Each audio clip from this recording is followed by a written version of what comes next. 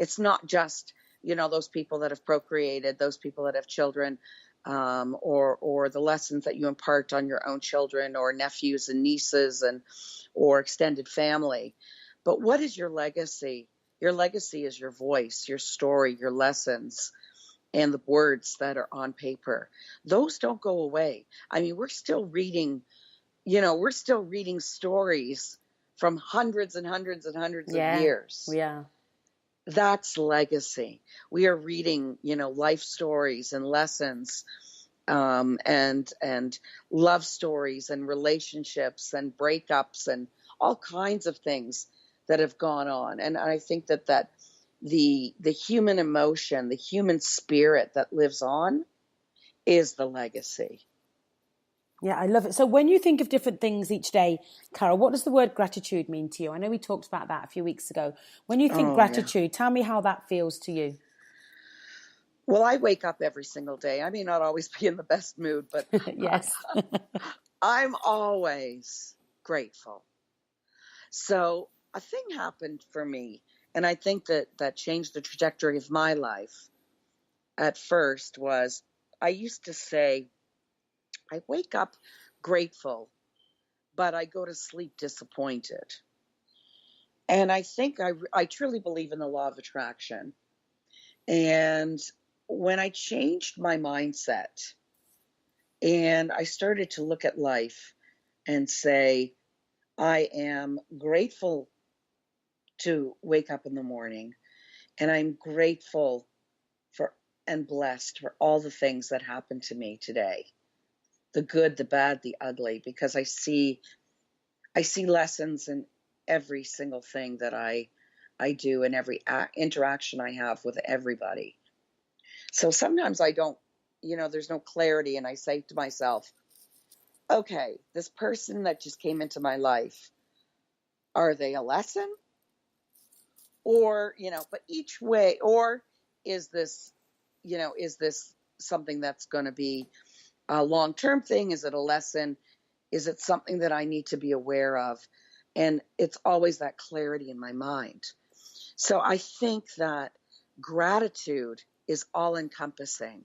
And I'm a little bit, like, even when I find a great parking spot, I have to say, I always go, and it happens. I go, thank you, parking goodness. car. I always do that. I'm just crazy like that. No, you're not even crazy, because I do it. And when I go into a really full parking lot, I always know I'm going to find that one space that's closest to the door. I now have an assumption I'm going to find it, because I'm so grateful all the time about things. And I think, come on, where are you? Where are you? Then I look and I go, there you are.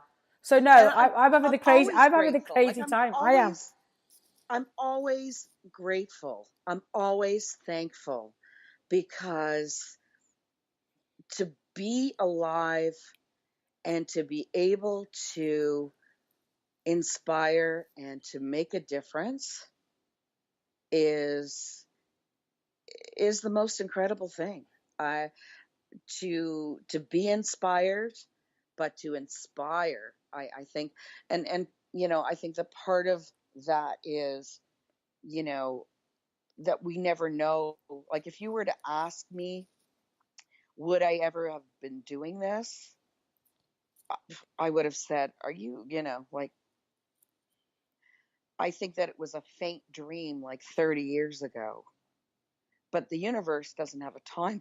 The universe doesn't have a clock. And that's right. So you put it out there 30 odd years ago, and here we are today. Yes. And so I think, every day, what has this interaction, the interaction that I have with another individual or with a group or with things that have happened, or I always try to be optimistic. Sometimes I get, a little bit annoyed, and then I look at the optimism out of it and say, okay, well, I have to look at it from the positive end of things, because I can't dwell in the negative. I can't, I spend too much of my time and energy to raise my vibration than to live on low vibration, because we all know what living on low vibration it does. It's not good. And I'm going to share with you what a close person in my life said to me the other day. They said, Sarah, how come you can reset so quickly? I said, what do you mean by that? As I'm walking out of the house, what do you mean reset? Well, things don't bother you for that long. And I said, seriously, I haven't got time for them to bother me for so long because it's no big deal. What do you mean reset? Well, you just reset things. You don't hold the grudge or do anything. I was like, I know, because it's not a big deal. We've talked about this. It's been figured out. Reset. Get on with it. Let's go to the next thing. I can't sit and dwell on something because it is not part of the gratitude that we want to feel. It's not part of the optimism. It isn't part of the positive mindset I like to live in. And that was it. I've never been told I reset before. And I think I think I liked it. I went, oh, I didn't know if that was an insult or not. I was like, oh, thank you. I mean, it's something that I talk about actually in Life in Pieces, and it's reset your mindset. And so, sometimes we get off, we fall off the wagon and we get into that pity party or that bad mood or whatever it is. But as soon as you recognize that you're doing that, it's like, okay, pity party. I'm allowed to have a pity party because that's normal. It's healthy to think things, but how long it's not about feeling those things. It's how quickly we bounce back. So I think that it comes full circle that, again, it's even when you're writing your story, it's actually, it's healthy to and when you're journaling, or any of your listeners that journal and that write, every night, and they have a gratitude journal, or they have a journal as well, that they're writing their story of their day or whatever it is, or their thoughts or feelings. It's okay, and it's normal to have all kinds of feelings: happy, sad, crying, all of these things. It's how quickly you bounce back. And I believe that writing, again, and sharing your inspiration and sharing your voice, and we know, how important that is, that it's how quickly you bounce back, that you are surrendering and releasing so that you can move forward, and you're resetting your mindset. No, I agree. Tell me what perfectly imperfect means to you. Because I know we talked about that way, but I did not want to miss this phrase of how you've been able to come round to that great way of thinking. Perfectly imperfect life. Well, perfectly imperfect is for me, again, with gratitude, and it's all encompassing to understand that, shit's going to happen. Things are going to happen.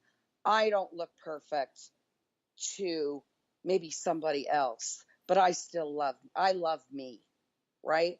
I don't have to be that perfect. There's no such thing. It's the beauty of the imperfections. Again, the beautiful scars, the crushed diamonds that still sparkle. It is all of that we are actually embracing our imperfections and our uniqueness in ourselves, in our journeys, and what makes us really the magnificent people that we are today. No, I love that, because I know you've talked about taking the mask off and helping people become their authentic self. I know that's something that I've heard you say a few times. Say that all the time. Yeah, I've heard you say that. It's big for you. It's not easy. Trust me, living an authentic life is not easy, but it's the only way. It's the only way. And I find that in a world of fake, and, when you're real, people know real. People know real. And I think that when you do take that mask off and you show your vulnerable side, I think you're opening up so much more in your life. That, and again, I go back to Rumi, and I believe I wrote something in a post a number of weeks back, that that vessel that have the cracks, if we let the flow, if we take our story and we let it flow out, can you imagine all the beauty flowing in? There's a lot of space for that. Yeah, that's lovely. When you're doing your motivational sayings, because of course you're 3 hours ahead of me, so by the time I get up and start my day, you've already got 100 likes on that post. So it's never brand new and good morning to me, because it's mid morning by the time I read it. And Right. how would you go about picking what to write on that day, and what really draws you to post that on that day? How do you go about picking that in the morning? I actually meditate, and I say to myself, what do people need to know today? What do they need to feel today? And it comes to me. Good. And on the days that doesn't come to me, I post something about coffee. You do? I can't. Right. There's a little Honestly, secret come out then. Okay. I see that. yeah, there's my secret. Yeah. I see But that. honestly, sometimes though, if I talk about heavy topics for a couple of days, even though I know that some people I get that feeling of what people need to know today. I will choose something a little bit more on the lighter side, because it's heavy, heavy, heavy, heavy. You know what I mean? And Yeah. I think that inspiration, I mean, you being a fitness, and I know you've been a long distance runner. Yes. So I often equate motivation and inspiration this way. As far as health and fitness, motivation is your sprinter. It's like, okay, you go girl, you go guy, you're awesome, blah, blah, blah. Keep going.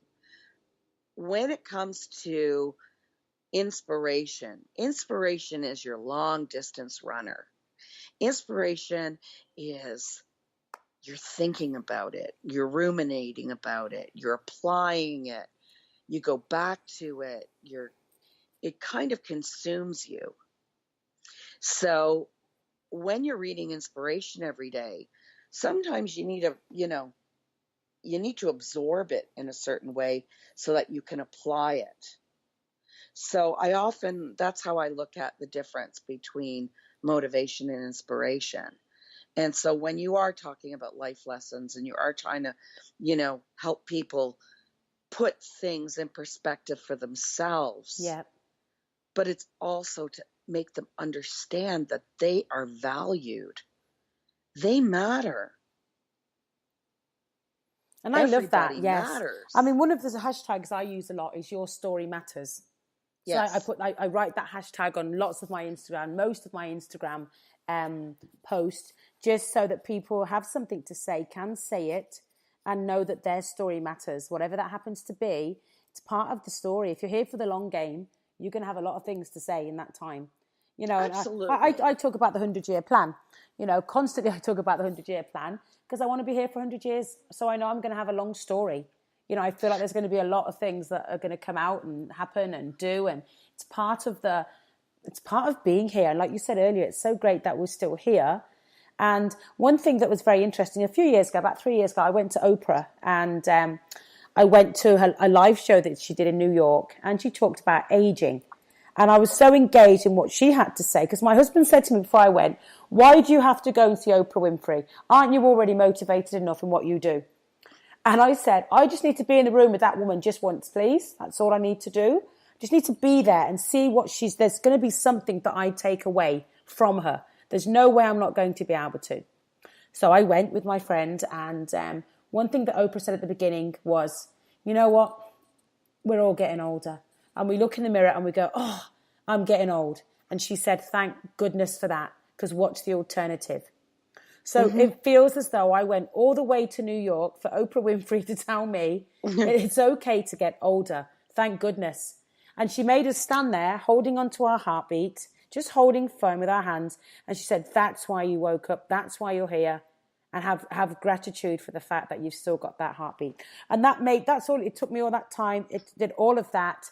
And, I didn't want anything to have me ever forget that was something that I had to remember, had to play a big part in, and just love to do every day. Just age. I don't want to look older. I'll give you that. I do every anti-aging thing under the sun. I do, but really happy to be progressing through the life doing that. I agree, and I think that to me that's also about legacy. Yes, we're here for a reason, and just I do describe it in my book, and I do describe it in some of my social media, but I say, when I hit that rock bottom